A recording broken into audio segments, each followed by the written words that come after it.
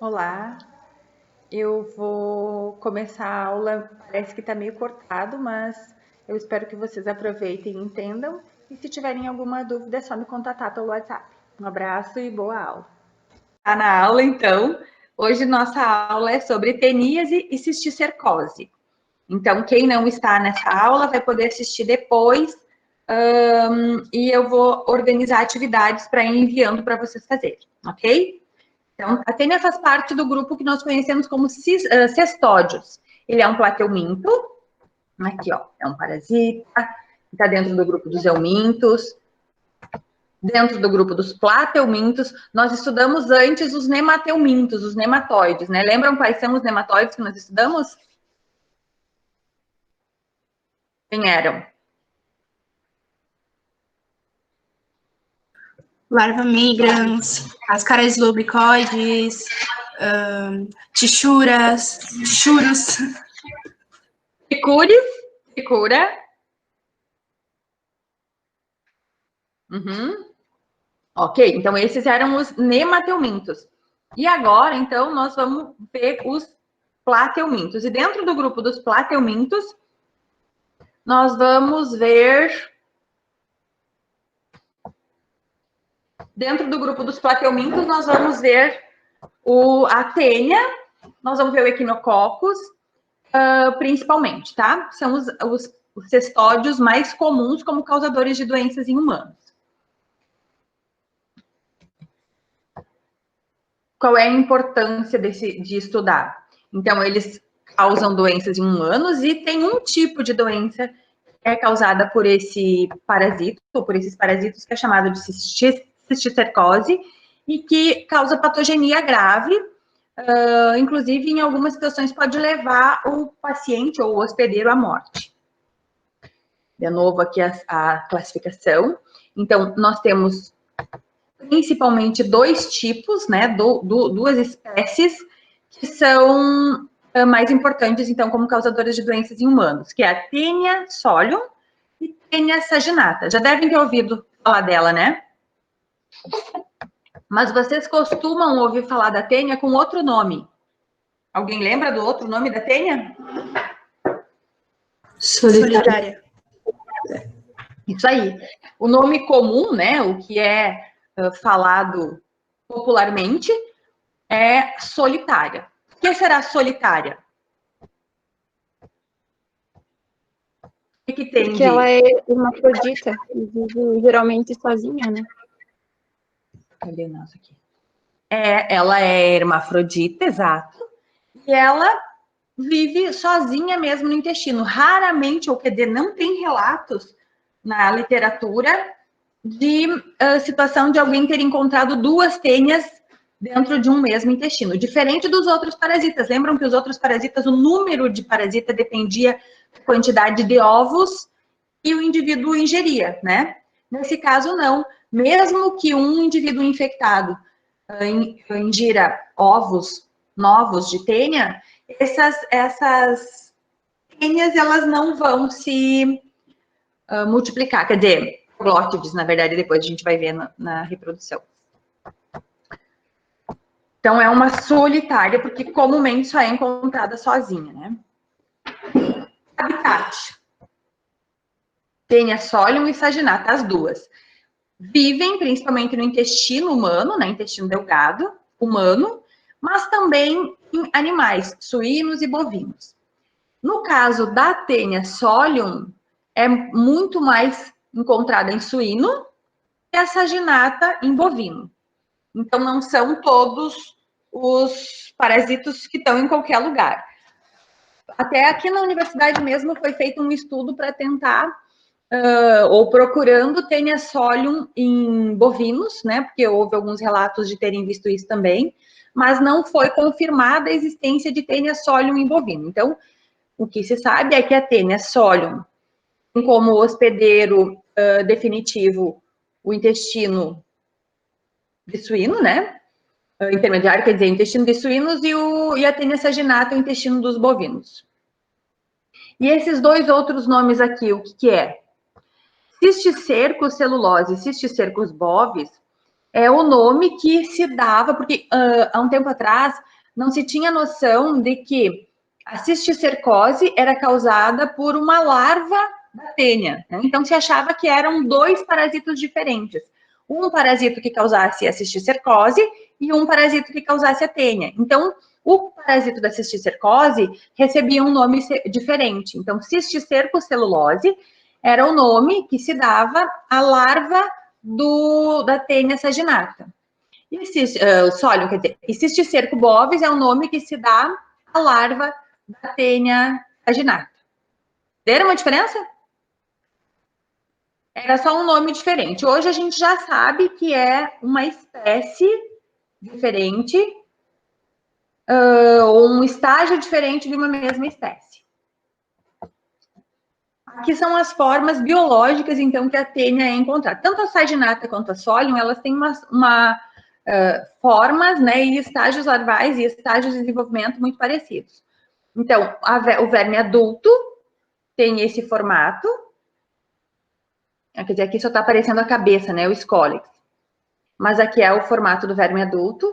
O ovo, muito fácil de identificar no laboratório também, em exame de fezes. E a larva. Tem essa estrutura aqui, é uma bolha, como se fosse uma bolha cheia de água. E aqui, essa pontinha aqui é o escólex, que é essa partezinha aqui, que tem os acúlios, que são como se fossem dentes, garras. Então, essa é a estrutura da tênia, ó, que ela perguntou do estróbilo. Aqui está a cabeça e o escólex, né, que também pode ser chamado assim. Esse escólex, ele tem essas ventosas, as garras, que então é por onde o parasito se prende na parede do intestino. A parte do colo ou pescoço, que é por onde o parasito cresce, né, essa é a parte que se multiplica as proglótides, dando origem a novas proglótides que vão amadurecendo depois, então ela cresce a partir do pescoço, não a partir da extremidade. E aqui nessa porção inicial, então, existem as proglótides que são imaturas, e na medida que o parasito, as proglótides vão passando tempo, elas vão ficando mais para o final do estróbilo, elas vão amadurecendo sexualmente, até serem capazes de reproduzir. E o estróbilo, então, é o corpo todo do parasita. Tudo isso é o estróbilo. Desde aqui, né, quando termina o pescoço, que não tem exatamente um fim, mas desde onde termina o pescoço até a extremidade, a gente chama de estróbilo. O estróbilo, ele é formado por subunidades. Ó, cada pedacinho é uma proglótide. É o que a colega perguntou. Ó, aqui está o escólex, então, que é essa da cabeça, né? Só que aí ela tem, no estróbilo, tem esses acúlios. Acúlios são como se fossem dentes. A tênia solium tem dentes. A tênia saginata tem ventosa. E aí é por aqui que a tênia se prende no intestino. Então, quando a tênia vai crescendo, ela cresce a extremidade é liberada junto com as fezes, mas o escólex se mantém preso na parede intestinal. E isso faz com que seja difícil a eliminação da tênia inteira, né? Sempre que ela for eliminada, ela vai ser eliminada pelas proglótides. Partes dela são liberadas. E a tênia saginata, a mesma coisa, só que aí são ventosas. Prof, eu pensei que ambas tinham ventosas, mas que a tênia solium tinha ventosas e o rosto. E dente. Tá. Ah, tá, sim. É, o rosto. Tudo bem. Essa daqui tem as ventosas e não tem dentes, isso aí. E essa daqui tem, a forma de ela se prender é pelos dentes, mas as ventosas também existem, que ela é a forma que elas se prendem, mas essa daqui tem, além disso, então, os dentes. Aqui, então, o colo, né, que é essa parte. Nessa parte é onde as células e a reprodução dessas proglótides, não tem nenhum mistério nisso. E o estróbilo, então, que é o corpo. Esse estróbilo, ó, então conseguem ver que tem cada uma dessas partezinhas aqui é uma proglótide. Então, se uma proglótide, por exemplo, for ingerida, dentro da proglótide, se for uma proglótide madura, mais para a extremidade da tênia, vai estar cheia de ovos, e esses ovos podem se transformar em uma larva, né? Então, cada uma dessas proglótides é independente e é capaz de se reproduzir sozinha, dando origem aos ovos. Os ovos ficam dentro da proglótide. Todas essas... Acho que tem uma figura depois. Aqui, ó. Todas essas...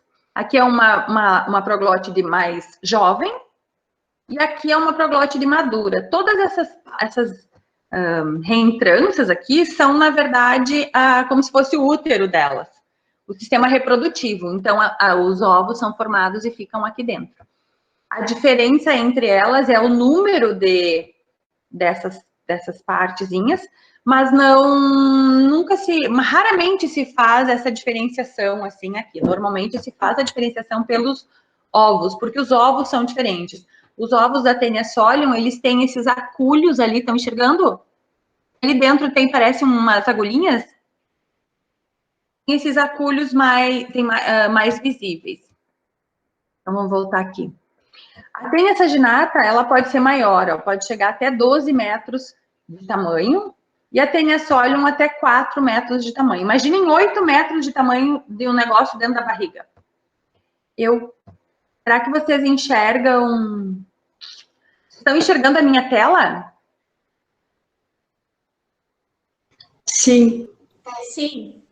Viram que eu abri um outro negócio aqui? Não. Não, só tá aparecendo o slide. Só o slide? Então, peraí que eu vou mudar. Peraí que eu vou mudar. Agora, como é que eu mudo? Só Jesus para me explicar.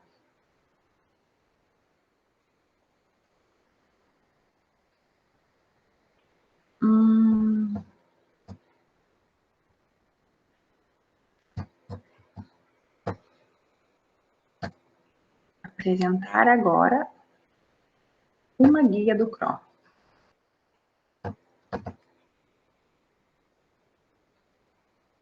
Estão vendo agora?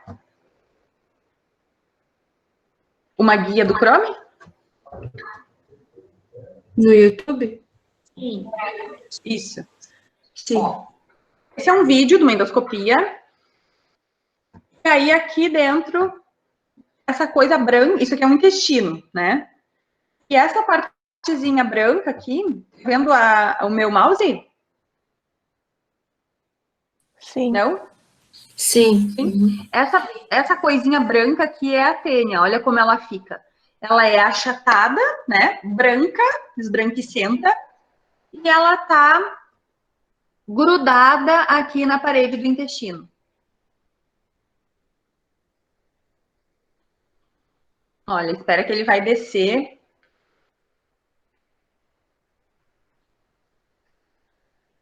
Tá vendo que ela se mexe também? Uhum.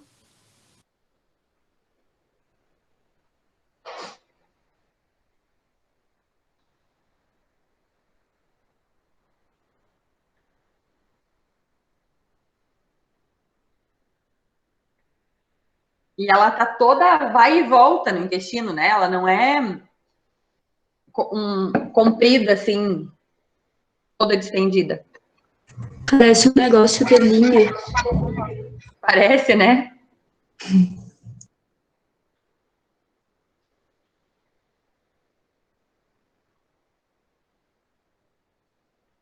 E conforme ele vai descendo no intestino, as proglótides vão ficando maior.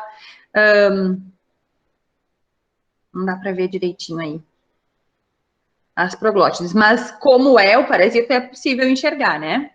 Deu para entender?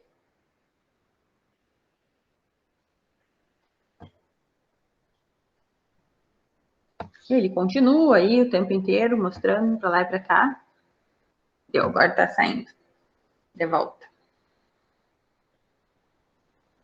Então, é assim e o parasita fica na parede do intestino delgado do hospedeiro. Ele fica preso, achatado, né? Então, ele fica preso na parede.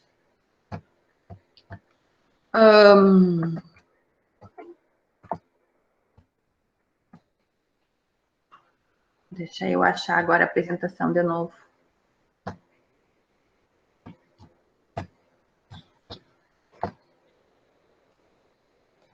Ok. Tá, então, estão vendo de novo? Sim?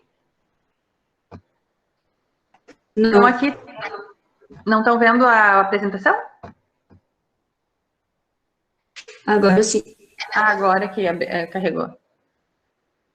Ok. Então, esse é o estróbilo ou o corpo da tênia, tá? Ui.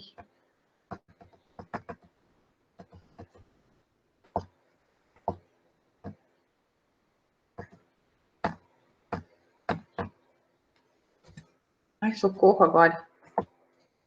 Aí. Aqui, então, para mostrar que quando a tênia com as proglótides madura, ela libera a proglótide inteira junto com as fezes. Às vezes, as proglótides se rompem, liberando somente os ovos. Mas é comum também que as proglótides sejam liberadas inteiras e apareçam nas fezes, inclusive, como pedacinhos brancos, assim, como se fosse um arrozinho achatado. A proglótide a gente já falou. E o ovo. Então, o ovo é a forma de identificação no laboratório, muito fácil de ver, ele é reluzente, assim, é fácil de enxergar. E não é muito grande. E a outra forma né, a outra estrutura, o estágio de desenvolvimento da tênia é a forma larval, então, e a gente conhece ela como cisticerco. Quando o ovo se desenvolve, né, ele eclode, ele vai formar como se fosse, aqui dá para ver, como se fosse uma bolha de água, e essa partezinha aqui, ó, consegue enxergar que é uma pontinha preta? Essa pontinha preta é que é o Scolex, então. Se essa larva se tornasse uma larva adulta, quer dizer, se ela se tornasse, não, um dia ela vai se tornar, ou não, né, não sei também. Mas se essa larva aqui se tornar um verme adulto, essa pontinha branca vai ser o Scolex, por onde a larva vai se fixar na parede do intestino. Ok? As formas vocês entenderam, né? Então, a tênia tem 3 formas. Ou ela pode estar na forma adulta, e na forma adulta ela se desenvolve dentro do intestino do hospedeiro. O hospedeiro definitivo é o homem, o hospedeiro intermediário é o animal, suíno ou bovino, suíno da tênia solium, bovino da tênia saginata. Ou esse verme está no estágio larval, e o estágio larval tem como habitat outros tecidos. Ele não vai se desenvolver no intestino. O estágio larval ou o cisticerco, ele precisa de oxigênio, então ele acaba sendo levado para outros locais. Depois a gente vai ver como isso acontece, tá? E aqui está o ciclo. Agora eu vou aumentar, senão nem eu enxergo aqui que está pequenininho. O ciclo, então, como já falei das outras situações, o ciclo é a parte mais importante para se entender de um parasito. Por que é a parte mais importante? Porque no momento que você entende o ciclo, você consegue também entender forma de contágio, sintoma, patogenia, né? Tem várias informações que você pode tirar a partir do entendimento do ciclo biológico. Então, vamos iniciar pelo homem infectado, né? Homem infectado, em um homem estando infectado, quer dizer que a gente tem verme adulto, né? O parasita adulto no intestino delgado. O parasita adulto no intestino delgado vai liberar o quê? Proglótides, né? Ou proglótides, ou ovos, enfim. Mas as proglótides também podem ser liberadas íntegras para o solo. No solo ou no ambiente, né, essas proglótides ou esses ovos, eles podem permanecer viáveis por bastante tempo. Ó, eles podem dependendo da temperatura e da umidade, sobreviver em torno de 4 a 6 meses. Ficaria lá no solo, assim, sem problema nenhum. Num acidente de ou o animal ou o homem ingerir esses ovos, né, que estão na proglótide ou estão no ambiente, quer dizer, a proglótide no ambiente não vai ficar íntegra tanto tempo, né? Ela vai se desfazer, vai se degradar, e o que vai ficar no ambiente serão os ovos liberados, né? E aí, então, o hospedeiro vai ingerir. Se for um animal, seja ele um suíno ou um bovino, esse ovo, ele vai se desenvolver na forma de larva, né? Que é o próximo estágio, é ovo, larva, adulto, ovo, larva, adulto. Então, quem ingerir o ovo vai desenvolver a fase larval. No caso, se for uma tênia saginata, ela vai conseguir desenvolver o estágio larval no bovino, mas aí, nesse caso, no intestino, né? Se for a tênia solium, ela vai desenvolver o estágio larval no bovino ou no homem, só que a tênia solium tem uma característica diferente. Ela tem condições de, no estágio larval, a larva atravessar o intestino e chegar em qualquer órgão, via veia ou vaso linfático, em qualquer órgão, em qualquer tecido, tanto do ser humano quanto do suíno. Prof, eu tenho uma dúvida. Diga-me. O ovo ele só vai se desenvolver chegando na fase adulta no bovino ou no suíno? No homem também, aqui, ó. O ovo. É que no livro eu tinha entendido que o homem só se contaminava comendo a carne. Não. Se o homem comer a carne, ele vai ter tênia. Se ele comer o ovo, ele vai ter larva, que daí é o cisticerco. Entendeu? Entendi. Espera eu terminar, daí depois vamos ver se vocês entendem. Se o homem comer a larva, comer o ovo, vai se desenvolver no hospedeiro, vamos pegar o homem aqui e deixar o animal de lado, então. Vai se desenvolver no hospedeiro o estágio larval. Só que o estágio larval vai ter uma fase do estágio larval em que a larva ainda está muito pequena, que a larva vai ser capaz de atravessar a parede do intestino e chegar nas veias ou na linfa, né, nos vasos linfáticos. E aí, essa larva vai ser levada pelo sangue ou pela linfa para qualquer órgão. E onde parar, vai formar uma larva, que é o cisticerco. Entenderam? Aí a pessoa vai ter cisticercose. Então, por exemplo, se eu ingeri esse ovo junto com alface, né? Então, vamos dizer que alguém tenha feito as suas necessidades ou, de alguma forma, essa contaminação, alguém regou as plantas com uma água contaminada, por exemplo, e essa água contaminada chegou no meu prato, né? Carregada de ovos de tênia. Eu vou ingerir esse ovo vai chegar lá no intestino, vai eclodir, vai formar uma larvinha pequena, muito pequena, microscópica, inclusive. Essa larva, ainda nessa fase microscópica, atravessa o intestino e chega nos vasos linfáticos e sanguíneos e começa a percorrer junto com o meu corpo. Lembram que a tênia fazia, que o Ascaris fazia isso também, ia para o pulmão, lembram disso? A tênia também faz, só que ela não vai fazer o ciclo de Loss como o outro fazia. Ela vai percorrer para qualquer lugar. E ela pode parar em locais, normalmente ela essa larva se deposita ou no cérebro, causando a doença que nós conhecemos como cisticercose, neurocisticercose, se deposita nos músculos, aqui está a figura mostrando no homem, né, mas nos animais também. Se acontecer isso de formar no músculo o cisticerco se desenvolver no músculo do animal, nós vamos conhecer isso como essa carne tem pipoca da carne. A pipoca da carne é o cisticerco no músculo. Então, onde essa larva parar, ela vai formar aumentar, né? Vai crescer, formar uma larva e ficar depositada ali. E ali ela vai ficar em torno de 6 meses viva. Como ela não consegue se transformar num verme adulto, no cérebro, né? Não, a gente não vai ter uma tênia no cérebro, só a larva. Então, ela acaba morrendo e calcificando. O ciclo termina ali. Entenderam?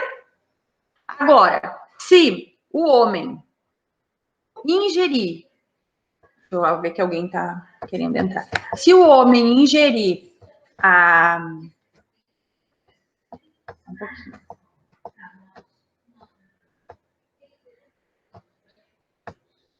Se o homem ingerir o cisticerco, ou seja, a carne contaminada... Ai, meu Deus, mais alguém querendo entrar. Se o homem ingerir o cisticerco, que é então a carne com a pipoca da carne, né, a carne contaminada, aí sim, esse cisticerco, essa larva, vai chegar no intestino delgado do homem e vai se transformar num verme adulto. Até vai passar ali por muito tempo, por anos inclusive, até ser capaz de formar novas proglótides e contaminar o ambiente de novo. Esse é o ciclo. Então, o que acontece? Como eu me contamino pela tênia? Como eu me contamino e tenho condição de produzir dentro do meu corpo, né, de formar dentro do meu corpo a tênia? Eu ingeri carne contaminada com cisticerco, com a larva tem que estar ali. Se eu ingerir o ovo, eu vou produzir a larva, entenderam?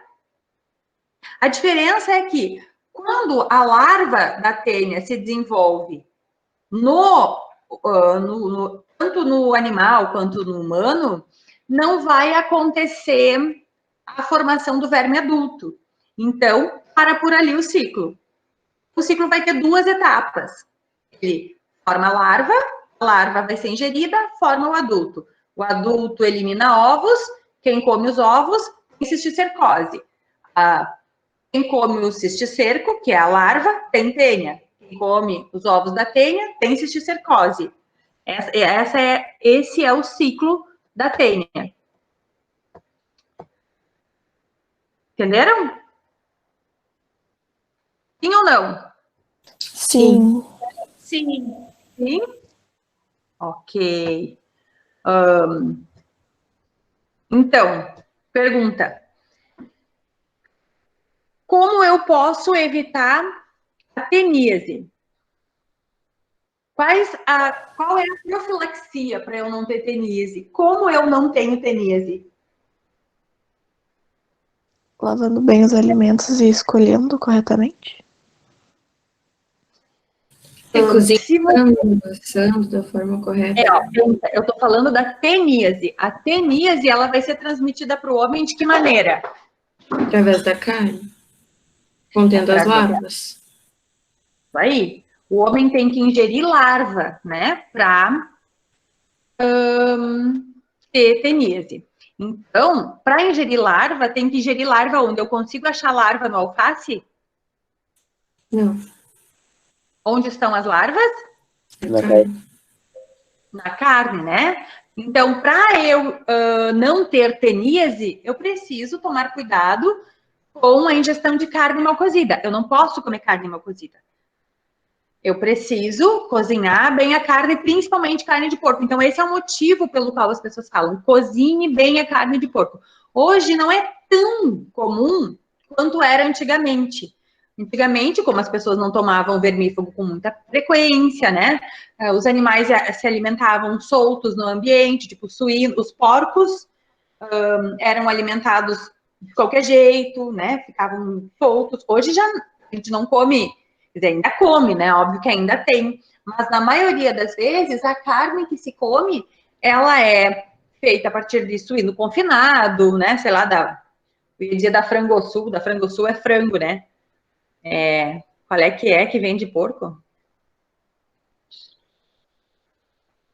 Enfim, não sei. Mas, enfim, a gente compra carne que passou por inspeção, né? Os suínos passaram por inspeção, a carne industrializada. Se lá no abatedouro, o veterinário, que tem um veterinário fazendo inspeção, perceber a presença desse tipo de pipoca, né? das larvas, então essa larva vai ser eliminada, essa carcaça vai ser eliminada, ou enfim, vai ter um outro destino.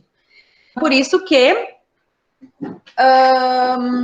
é importante que se coma carne inspecionada, é importante que se cozinhe bem a carne antes de se alimentar, porque se ingerir carne suína contaminada com cisticercose, com cisticerco ou com larva de tênia, a pessoa vai ter uma tênia. E aí, para não ter cisticercose, qual a forma de profilaxia?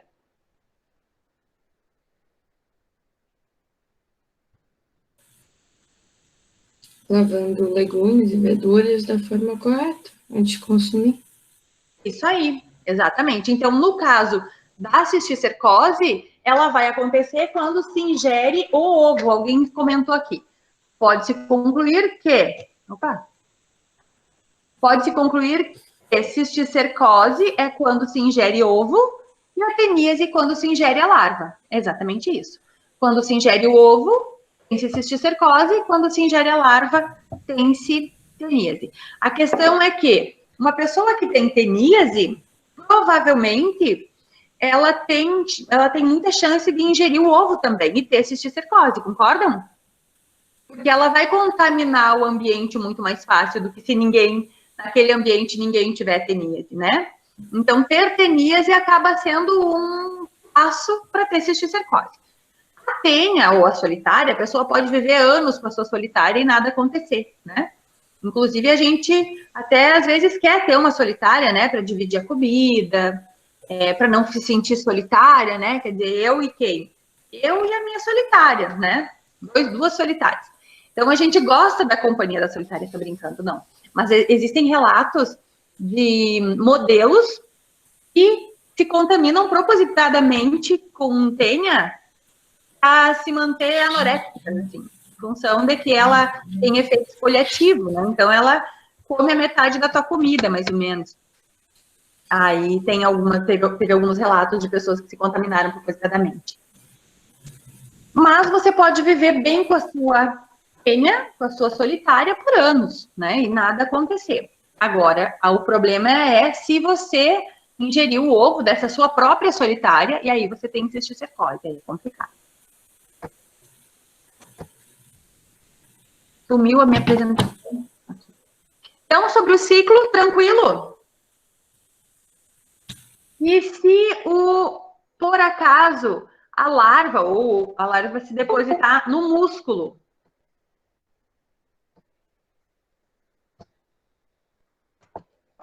Do hospedeiro, o que pode causar? Será? Depende do músculo. Pensem se for o músculo cardíaco. Se for o músculo do braço, depende qual músculo. Por isso que a cisticercose, ela pode ser uma doença grave, como pode ser uma doença imperceptível. Depende de onde essa larva se depositar e der origem. E isso pode causar morte, dependendo do local, principalmente a neurocisticercose, né? A neurocisticercose é muito mais comum que cause a morte. Aqui, transmissão, isso que a gente estava falando agora. A teníase é transmitida a partir da ingestão da carne crua ou mal cozida. Já a cisticercose, ela é adquirida pela ingestão acidental de ovos, né? Viáveis de tênia sólida. E a tênia saginata causa cisticercose? Não. A tênia saginata não tem condições, ela não cresce, não forma essa larva nos nossos músculos. Ela precisa de alguma coisa que a gente não tem para dar. Então, ela não forma isso daqui. Aqui no homem. Ela vai formar direto uma larva no intestino, no verme adulto, lá no animal, no caso bovino. Então, olha aqui as formas de transmissão da cisticercose. Autoinfecção externa, quer dizer, mãos contaminadas, né? Que é autoinfecção? Porque se você for ao banheiro, não higienizar suas mãos direito, você vai se autoinfectar. Autoinfecção interna. existem algumas situações que a gente chama de retroperistaltismo. Quer dizer, um peristaltismo inverso, que pode fazer com que ecloda algum tipo de proglótide, mas isso aqui é muito raro. Heteroinfecção, que é você se infectar com um ovo em um ambiente qualquer comum. Aqui, de novo, a mesma ideia da transmissão, né? A teníase, então, a partir da carne com cisticercos, a ingestão da carne com cisticercos, acontece a desinvaginação desse cisticerco e o desenvolvimento da tênia. Já a formação do cisticerco, então, é a ingestão dos ovos, que acaba ficando em qualquer local do corpo, porque vai via corrente sanguínea. Aqui tem uma imagem de um cisticerco na carne bovina, uma pipoca mesmo, que é como é chamado. Popularmente, o cisticerco. Patogenia. Então, o que acontece? Patogenia se trata de qual ação o parasito faz no hospedeiro. Então, ele tem uma ação tóxica. O que é? Como acontece a liberação de secreções, substâncias que o parasito precisa secretar, isso pode causar algum tipo de toxicidade, reação alérgica em função disso, enfim. Essa reação tóxica é a forma de patogenia, mas como o hospedeiro sente isso? Ele pode sentir de várias formas. Ele pode sentir através de irritação no intestino, né? Então, diarreia, dores abdominais, que mais? Desconforto, inchaço abdominal. Isso é o sintoma que que o paciente sente a partir da ação tóxica do hospedeiro. Ação mecânica. Imagina você ter um monstro de 10 metros dentro da sua barriga, né? Então, isso também vai agredir mecanicamente o teu intestino, até impedir a absorção de nutrientes. Lembrando que cada proglótide se alimenta separadamente, né? Ele não se alimenta a partir da boca, por exemplo. Lá, a cabeça, onde está o estróbilo, os acúlios. Não. Cada uma das proglótides é capaz de absorver nutrientes e se alimentar. Então, isso faz com que a gente chama essa ação, né, essa patogenia, de exfoliativa, quer dizer, absorver os nutrientes, retirar os nutrientes, roubar os nutrientes do hospedeiro. E a anóxia, que é a interrupção do fluxo sanguíneo e com isso a pessoa não recebe oxigênio naquele local onde o fluxo foi interrompido. Isso nós chamamos de anóxia. Então, a anóxia, como que o paciente pode sentir a anóxia? A anóxia pode ser sentida, por exemplo, se você fizer um garrote no dedo e o dedo ficar roxo, você vai sentir gelado, você vai sentir dor. Isso é o sintoma que você sente. Mas o que você tem, a patogenia que você está causando ali é a anóxia, que é o interrompimento do fluxo sanguíneo. Então, ação tóxica, pela liberação de substâncias que o próprio parasito produz como dejeto da sua nutrição, por exemplo. Ação mecânica, pelo seu tamanho, né? Então, ele pode obstruir alguma parte ou lesionar o intestino, até os próprios acúlios presos na parede intestinal também podem lesionar essa parede. Exfoliativa, pela absorção dos nutrientes, o roubo dos nutrientes do hospedeiro, e anóxia, pela interrupção dos vasos do fluxo sanguíneo. E os sintomas, então? Os sintomas são dores abdominais. Agora vocês já sabem por quê. Por que tem dor abdominal? Ou pela ação tóxica, né? Alguma substância que o verme liberou ali que causou algum tipo de irritação, ou uma inflamação, ou uma irritação na parede, ou a produção de gás, enfim. Náuseas, pela própria ação mecânica. Então, você tem um peristaltismo normal, na medida que você tem um negócio de 12 metros dentro do intestino, é mais ou menos como quando a gente está de barriga cheia, né? Comeu demais, você está com o intestino cheio e você acaba se sentindo mal. Então, ele pode induzir o que a gente chama de peristaltismo, que é a ideia de o intestino fazer um movimento trazendo todo o seu conteúdo para cima. Vômitos, perda de peso pela própria espoliação, cefaleia, ação tóxica, tonturas, ação tóxica, diarreia pode ser tóxica ou por ação mecânica, apetite excessivo, que eu nunca vi, mas também diz que tem, irritação, desnutrição, eosinofilia. Lembram que doença parasitária aumenta a quantidade de eosinófilos? Lembram do que é eosinófilo? Eosinófilo é aqueles leucócitos, né, que são responsáveis pela defesa do organismo contra parasitos. Então, na presença de parasito, aumenta os eosinófilos. Prurido anal, afinal tem as proglótides ali, e ataques epileptiformes. Provavelmente pela ação também tóxica que pode atravessar a parede, para a corrente sanguínea, esses compostos tóxicos. Alguma dúvida ou estou falando sozinha? Estão aí? Sim. Sim. Ok. Eu estava falando com o negócio aberto e não via vocês. Alguma dúvida? Conseguiram entender a diferença entre sintoma e patogenia? Sim? Ok. E a patogenia da neurocisticercose, então. Da cisticercose.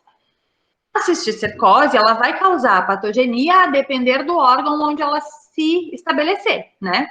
Normalmente, a patogenia tem a ver com ação mecânica, então, a pressão que a própria larva faz no tecido, e uma ação inflamatória. Então, o organismo, na tentativa de defender aquele órgão, aquele tecido, da presença de um corpo estranho, acaba causando uma reação inflamatória que destrói o tecido no entorno da larva, né? Então, se for no cérebro, chamamos isso de neurocisticercose, e mesmo no cérebro, qual é o sintoma, então, né? O sintoma também vai depender de qual o local do cérebro que se estabeleceu essa larva. Se a larva se estabeleceu no local da fala, de repente o sintoma pode ser alguma distorção na fala, né? Algum problema de fala. Se for no local do cérebro que controla a visão, enfim, né? Cada local vai ter a sua ação.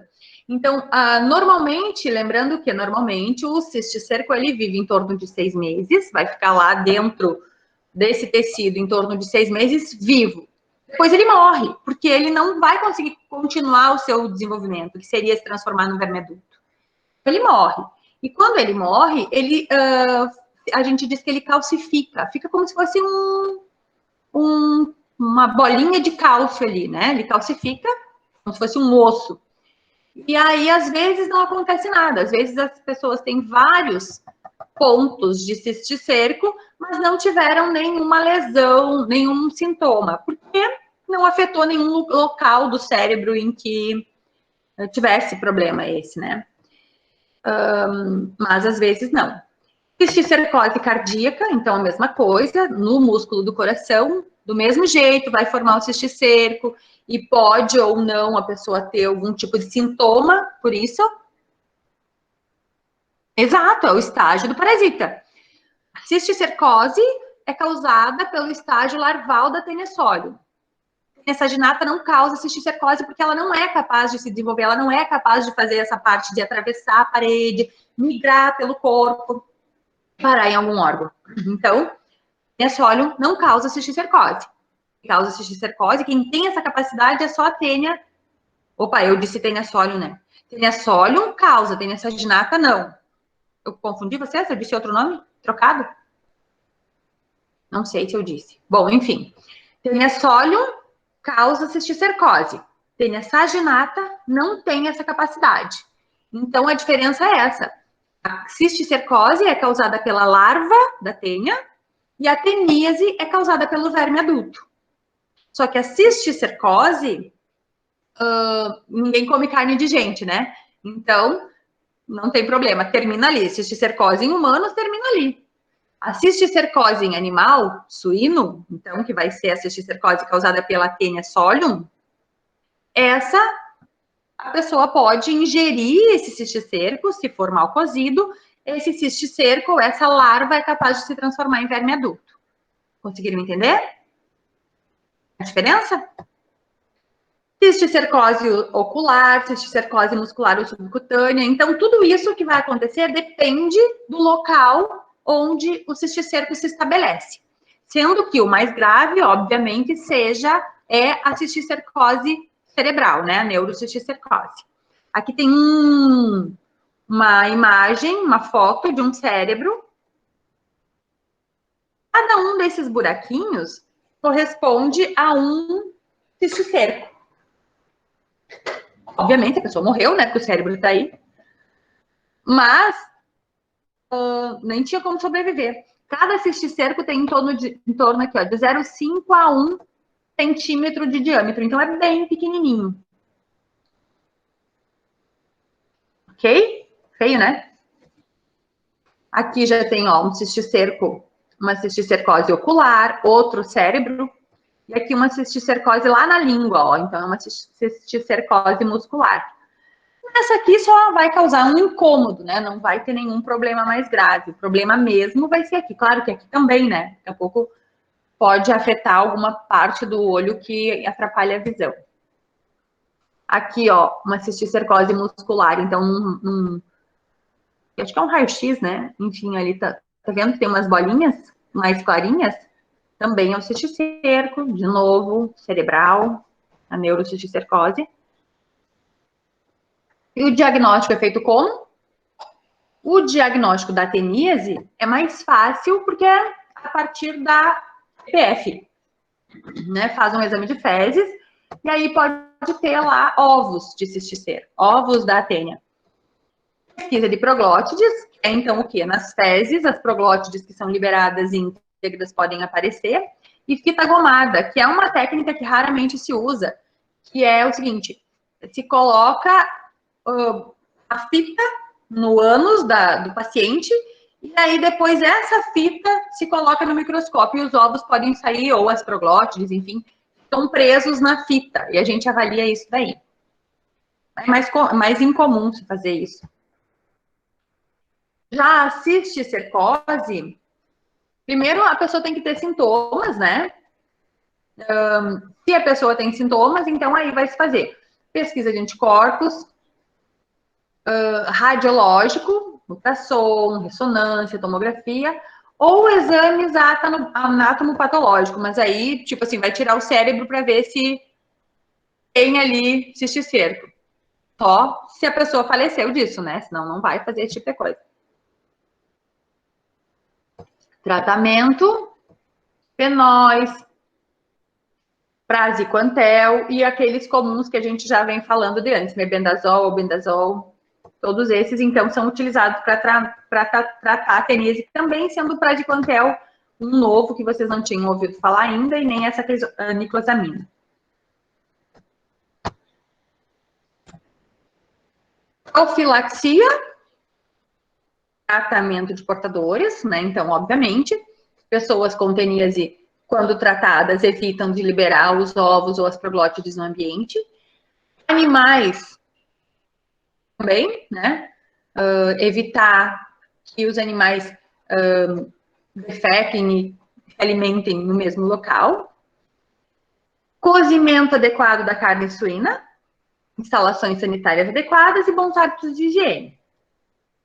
A diferença aqui é a presença de pipocas na carne. Então, assim, os outros parasitas que a gente falou até agora, a carne não estava envolvida, né? Não tinha um daqueles parasitas que era transmitido pela carne. A maioria era pela ingestão de verduras, frutas mal lavadas, pela mão mal higienizada. Mas a carne ainda não tinha entrado em pauta. Então, a teníase, no caso, e a cisticercose são as primeiras que envolvem a teníase, no caso, né? A ingestão da carne. Aqui tem na figurinha da carne como aparece a pipoca, o cisticerco, então ela precisa ser inspecionada, né? Esse é um ambiente onde a transmissão tanto da teníase quanto da cisticercose é muito fácil, né? Quer dizer, os animais são criados no peridomicílio, então eles defecam ali, a alimentação é no chão, não se tem muito cuidado com isso, mas não só, né? Lembrando aquela história de, por exemplo, você compra o alface no mercado e você não sabe como a pessoa irrigou, qual a água de irrigação. Hoje em dia tem tanto essa coisa da adubação orgânica, que tipo de adubo orgânico esse indivíduo usa. Daqui a pouco ele usa o adubo orgânico que veio lá do chiqueiro, né? Porque é um adubo, é matéria orgânica, só que a gente não sabe como que estava lá esse suíno. Então, assim, embora esse seja o ambiente adequado para a proliferação da doença, também é de se lembrar que tudo o que chega até na nossa alimentação também vem de ambientes onde os animais podem, né, circular tranquilamente. Então, por isso a higienização de tudo o que a gente compra é bem importante. Já ensinei como higienizar alimento, né? Põe de molho na água sanitária, deixa 15 minutos lá e tá tudo certo daí. Ok. Em relação à teníase, pode-se encontrar verme adulto no suíno e bovino também? Sim, se eles comerem a larva, sim. Só que imagina assim, como que um boi vai comer a larva? Só se ele comer carne, né? E normalmente não comem, né? Não é um tipo de alimento que se dá para bovino ou suíno. Então, se desenvolveria como um verme adulto também. Mas não é comum porque a alimentação desses parasitas não é comum. Prof, uma dúvida.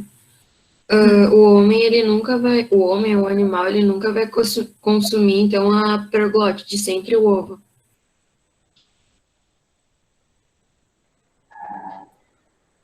Como assim? Ele pode consumir os dois?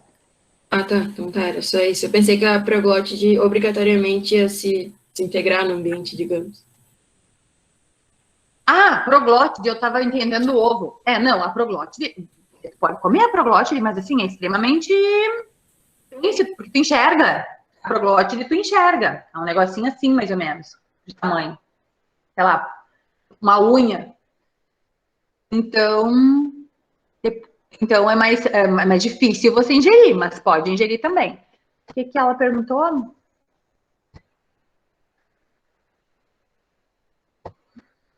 Sumiu o meu chat daqui. Prof, se encontrar o verme adulto nos suínos e bovinos. Ah, tá.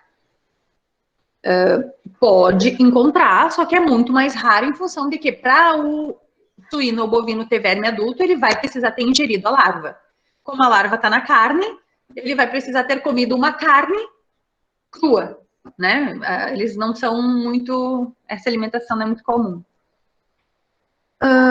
Depois que a larva... Deixa eu ver o que ela escreveu ali depois. É tão pequenininha essas letrinhas aqui. Depois que a larva calcifica, a parte que ele infectou volta ao normal? Não. Depois que a larva calcifica, naquele local vai ficar calcificado, como se fosse um ossinho formado ali. Sempre. Não, a calcificação não se desintegra. Pode falar. Quem ia perguntar?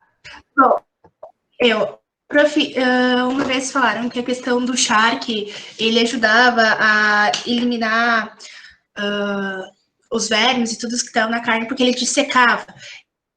E tem alguma interferência na questão do cisticerco também? Sim, sim, porque o sal, ele desidrata, né?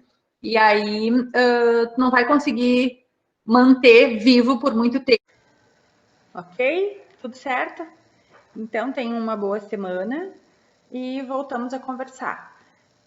A maioria de vocês já fez o quadro, então já tem nota também, né? Próxima semana continuamos ainda com os cestódios, né? Nós temos mais 3 parasitos cestódios para estudar. Um abraço e boa semana.